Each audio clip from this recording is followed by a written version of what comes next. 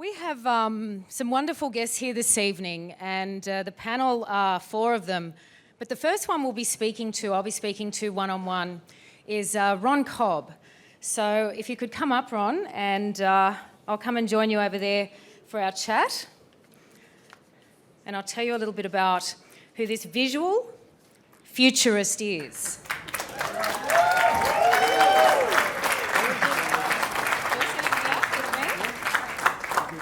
Now, I was just so excited. I knew who Ron Cobb was, but then I got really excited when I thought I could ask him for my flying car from Back to the Future. He has the most incredible career. He is the reason why he's such a wonderful person for this event is because the keywords are innovator and disruptor. He is both of these things, and he's had a dual career. He'll explain that in a minute, but I just thought I'd take you through this. He's contributed production and concept design to films like Star Wars, Aliens, Back to the Future, The Abyss, Total Recall, True Lies, Raiders of the Lost Ark, Leviathan, The Last Starfighter, Dark Star, The Sixth Day, Cats and Dogs, Southland Tales, and he's directed an Australian feature called Garbo. He's also co-written one of the new Twilight Zone episodes with his wife, Robin Love, who's here with us this evening as well up the front. Please welcome Robin.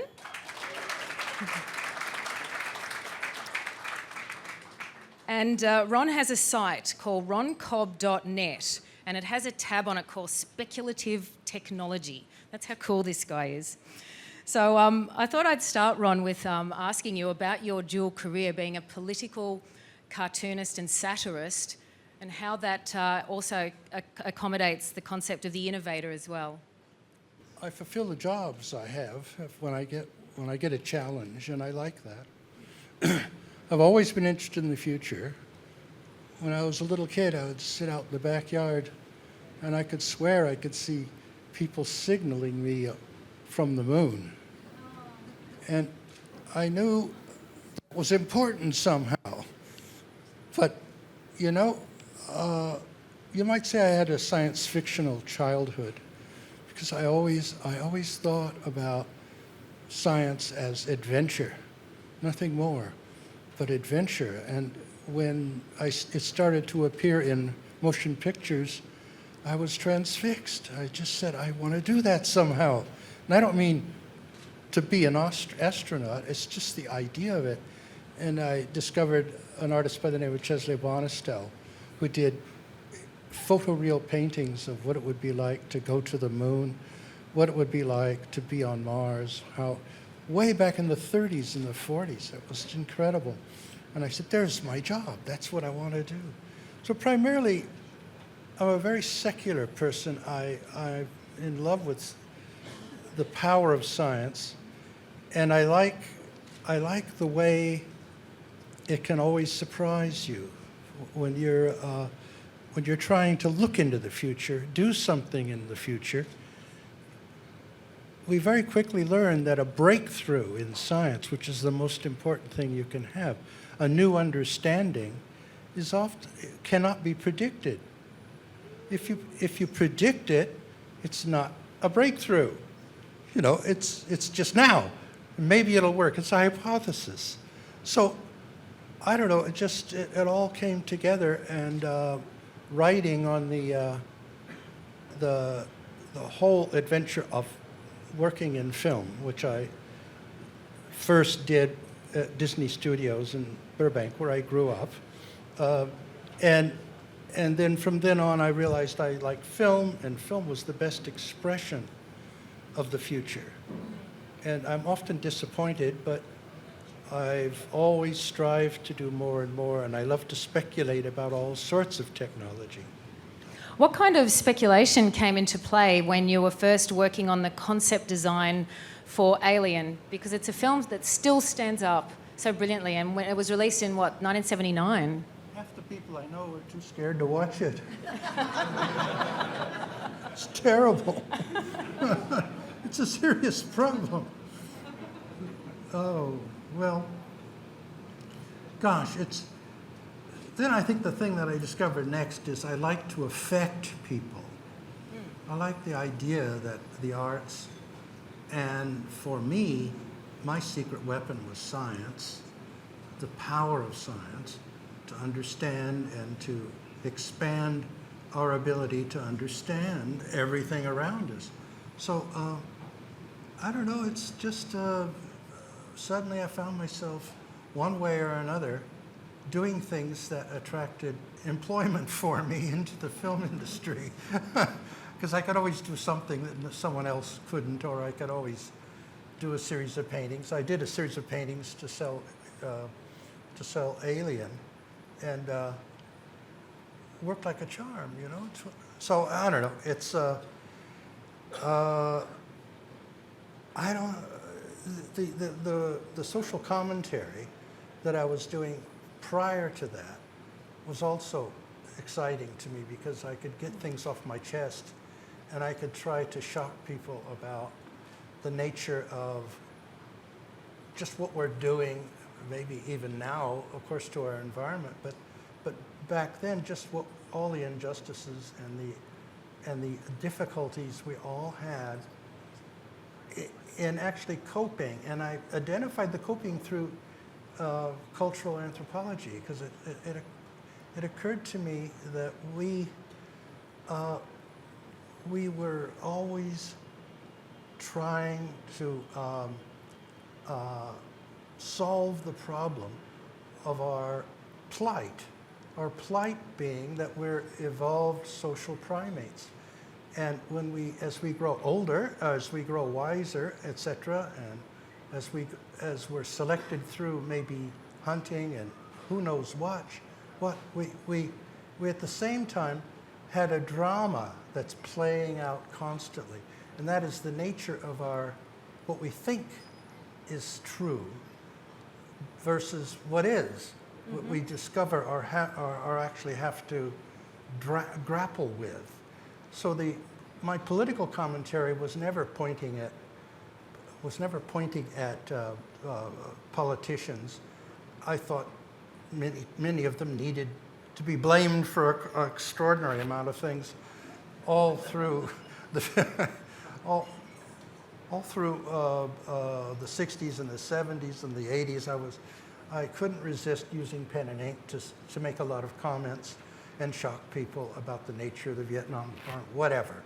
It was just and I saw that the fact that on the one hand we're very, very clever creatures, and on the other hand we never quite know how to get to control the things that we learn to be difficult, but we want to do something about it. We want to find a way of retaining clean water. We want to find a way to have a means of developing power. And it's fascinating too, in that I was I used my weekly cartoon in some sort of underground newspaper, the LA Free Press, and a lot of papers in Holland and elsewhere. I would always use the idea to grapple with this thing of the paradoxes and the contradictions between how clever we are and how stupid we are. So, I'm sorry, that was a long answer.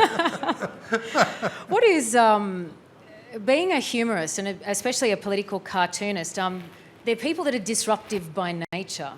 Yes. And humour allows that disruption to become more palatable. Yes. Do you still think that has relevance now, that so much change is happening so quickly?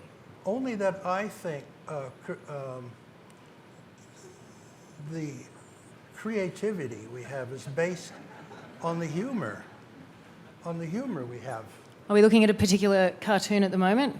And sometimes they're funny, sometimes they're silly. Oh, have an interlude here. Now these are, in the lower left-hand corner is the date of each one.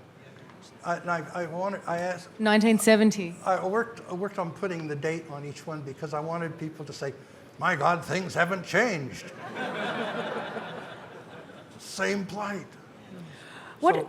So always check the little date on the lower left. But this is what harps back to the fact that I did like to affect people. I like people to be haunted by an idea, or to have a paradox pointed out, that they can't get rid of, you know. I think that's valuable. But finger pointing and the grappling of politics and political science, I'm very suspicious of. And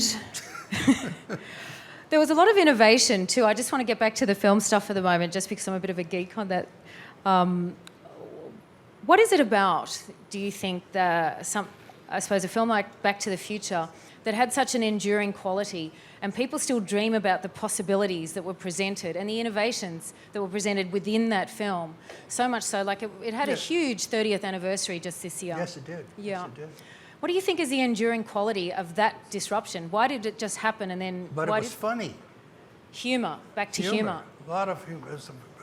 Zemeckis' first film of the Back to the Future is ingenious. I think it's his best work, and gosh, I loved it, you know. And I designed the DeLorean. I got to do that.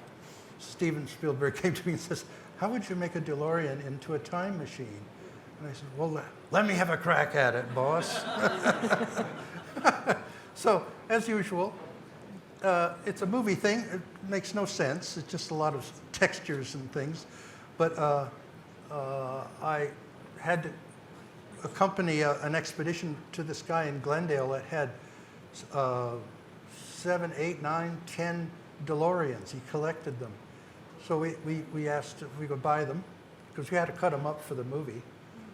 So I was sitting there going, that one, those two over there, that one looks all right. No, that won't do. And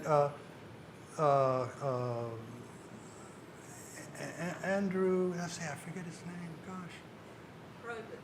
Probert. Yeah, Probert. Andrew Probert. He did a further design on mine a little bit, but it worked, and it did travel in time. Did you notice? I bought it. Once the flux capacitor was in the right spot. But I had a hell of a time finding out where to put it, you know. So, and I think I tried. Oh yes, that was the plan of the DeLorean that I submitted. That has a street legal nuclear reactor in the back. So, and I thought everyone would love that, but it's. You know, it's like when we change our minds, or we have new needs, or we miss something.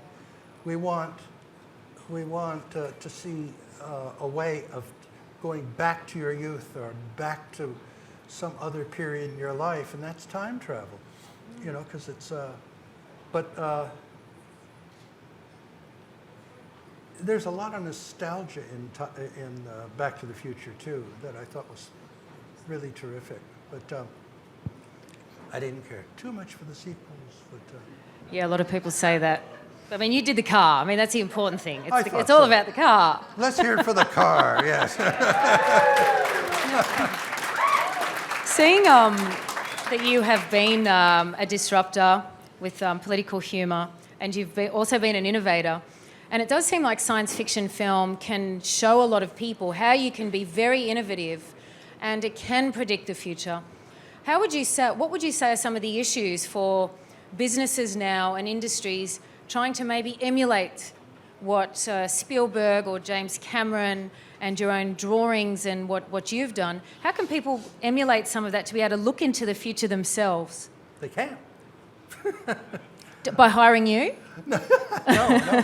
Well, if they do, then I can demonstrate that you can't predict the future very well. It's very difficult. Can we just get into that? So how do you predict the future? What's your kind of take on it? Gee, let's see. That's a big order. What you want to do is you use the mystique of technology to attract attention, and then you have Dr. Brown come out and say, it travels through time. And so it's a given, you know, that must be somebody. And of course there's relativity, and there's lots of cosmological theories about how we can fold time and space, and maybe even travel in time sometime. But certainly that's speculation, but it's also cosmology. So interesting, you know. Of course, we have quantum weirdness, which is absolutely amazing, you know, where one little proton can affect another one 82 light years away, or so they say. I did just want to ask you too about how did the fight unfold with yourself and George Lucas about the pointy spaceships? Ooh, what? What did he tell you? Pointy You didn't agree that the spaceship should be pointy? Well, Aerodynamically pointy? no, not really. For what film? Star Wars? Oh, well, I may have said, well, sure, but that was a science I think fantasy. this is a story Rick wanted me to get out of you. Yes. You're not going to tell it, are you? It's a science fantasy. Right. It's not science fiction, you know. When we were talking on the phone... Yes. That was a good friend of mine, John Milius, who directed a lot of films in Conan the Barbarian. I'm sorry about that, but he commissioned a painting from me, and just to surprise him, you know, and I knew he loved history and he loved the nature of geology and who knows what else, and politics. He was a crazy guy, interesting guy. So I did this painting. He loved it. It's hanging in his home, and George Lucas saw it on the wall of Milius's home, and he said, "Oh," and he said, "Oh, it's Ron Cobb. That's his painting." And I said, "Oh, that's right." And didn't say much else. Later on, he did what were they, the warriors in the white, what'd they call them? Stormtroopers. Stormtroopers. He did Stormtrooper on the back of a lizard, much like that. He says, "Oh, you stole that from Cobb. You took that from," he said, Milius said to John, oh God. And it's going to be out. Oh, everybody. But I think he liked the painting, and it's still there. And Lucas said that he had the idea before he saw the painting, and Milius said, "No, you didn't. I remember the night you came here and pointed at that." So, but that's Star Wars for you. Are you looking forward to the new one, The Force Awakens, when it's out December 18th? I'm not too big with science fantasy. I love an attempt to create incredible. I should say, I love as a design for a spacecraft or anything it's doing that you stick with the physics, because you've got a whole treasure house of jeopardy. Of the idea of being in a vacuum, and none of that's done, or the idea that you can't hear anything in a vacuum. It always annoyed me when when the rockets roared, and I'd say, well, oh, it's fake, it's a movie. But most people don't care, I know. Also, too, just to give you just a little bit of background in case you don't know, John Milius is regarded as like the filmmaker's filmmaker. He was sort of hanging out with Coppola, and he was on Apocalypse Now, and those guys used to say he was the guy to go to for scripting and directing. So he did Red Dawn. Yeah. Yes. I just thought before I throw it open to the audience to ask Ron any questions, he did pose a question to me that he hoped I would ask, which was, what do people now, these days, and businesses need to come to grips with in terms of the future? Well, it's, climate change. Don't look like you're apologising for that. It's not your fault. It gets terribly repetitious, but I think it's pretty genuine. I think we're reaching the end of our splurge, our picnic on the earth.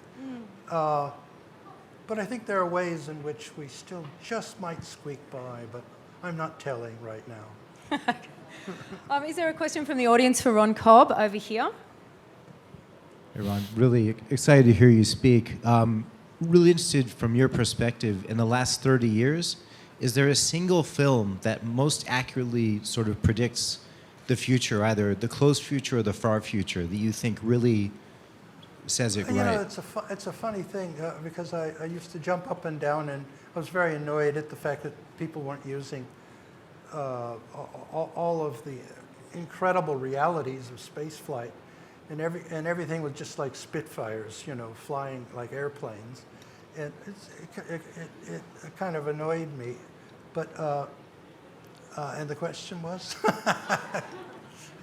what particular film? If there's one film that sort of depicted a future that you feel is the closest to what we're going to get to, it could be far away or close, but just I don't one think film it's been made yet. Maybe we could all get together and do it. That's a great idea. A question down the front here? Yeah, thank you. I'm from South Australia and Adelaide in particular. And when I went to university there, your staff, Yes. literally, Ron, drove a number of us to take on some social issues. So we've seen a few of your social comments, but you just mentioned climate change when the question was asked, what is the biggest challenge? Even back then, you understood and you very clearly, through your drawing, showed us some things. For example, if you don't mind me saying, one was you had a lady driving a Super 8 V-Fast car, Yeah. and the billboard said, "Are you man enough?" And she was in the car and she was frazzled with the children in the back. Full of groceries. Full of groceries, right. Yes. And then you had another highway scene where you had a singular tree enclosed. Everything else was devastated. And we saw earlier the man in the post-nuclear age trying to plug the TV in. I can tell you those images, anyway, in Adelaide, did you know, ask us to ask questions about the future, and helped, some thoughts there. So thank you very much. Yes. Thank you very much. And Ralph, or his friend, surfing on the day. Let's call it a day. Yes. Full of rubbish. Right. You know, the ocean's full of rubbish. Yeah, thank you very much. Well, you're welcome. Thank you. There's a question here, and then we'll take that question there. Yep. Thank you. No, Rick, you missed her. Sorry. Yeah, Craig's got this guy covered. Hello, Ron. Hello. It's lovely to be here and hear you speak, and obviously I love all the films that you've been involved in. Just wondering, we've stepped back and talked about what you've done. Let's step into the future. Wink, wink. I used your film. Just wondering, are you going to be having any more involvement in other films, or what's in the future for you? What's your involvement in the film industry? Well, I finished my website, and it took me 2.5 years to do it. It was, I needed a lot of help. It's giggling over there. It is roncobb.net, and it's quite a treat to go romping through it, so spend some time. I'm still finishing it up, but it's I have said many times, and I think I have to live up to it. I thought I'd like to do a series of particularly relevant children's books, and so I've started and written a few, but I wanted to use humor and science, and let's hope I can go on and finish them all. So There's a gentleman down the front here.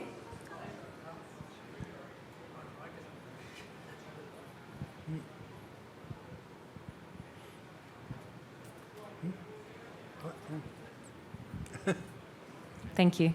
Thanks. This is doubly embarrassing now because actually you stole my question.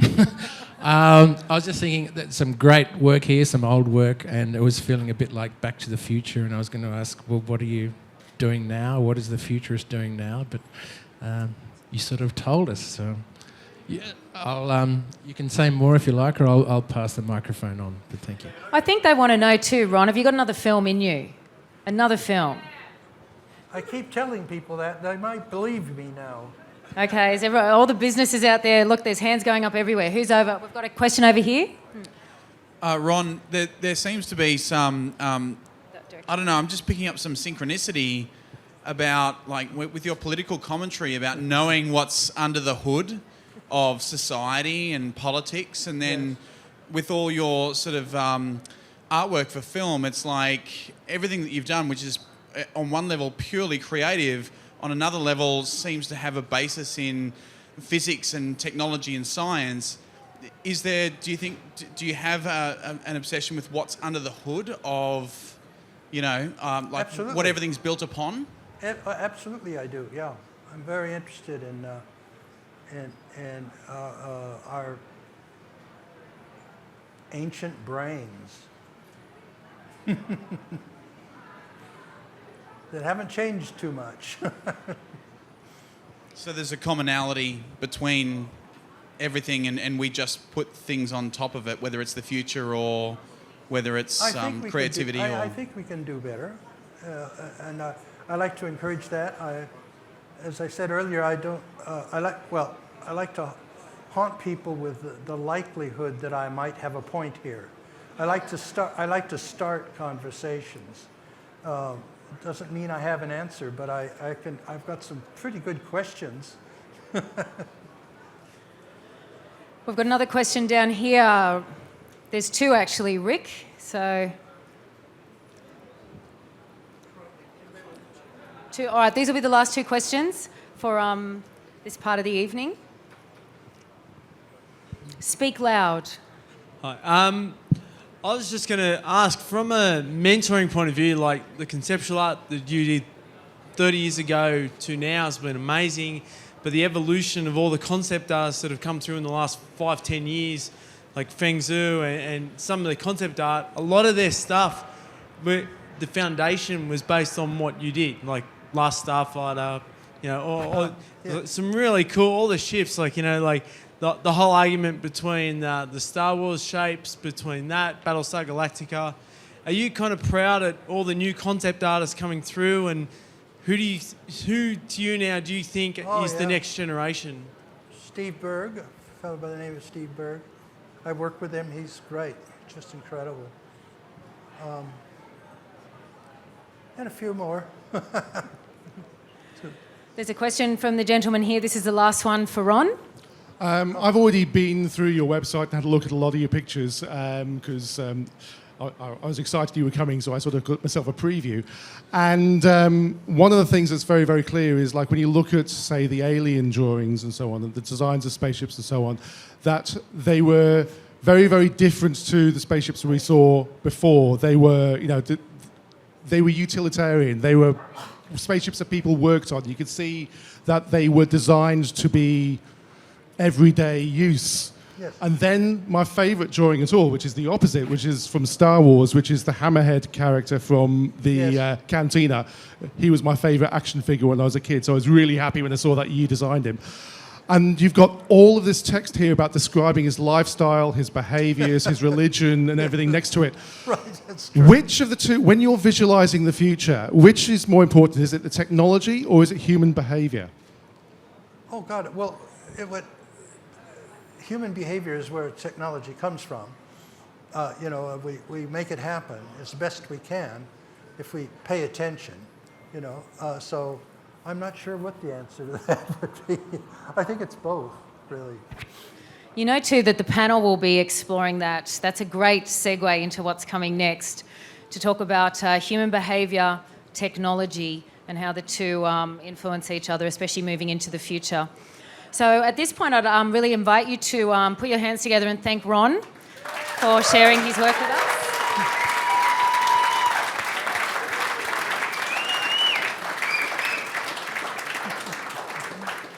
And Ron, I'll invite, if you want to stay up for the panel, you may take this chair and then we'll invite the rest of the panel up and keep going. It's up to you. Okay, I might do that.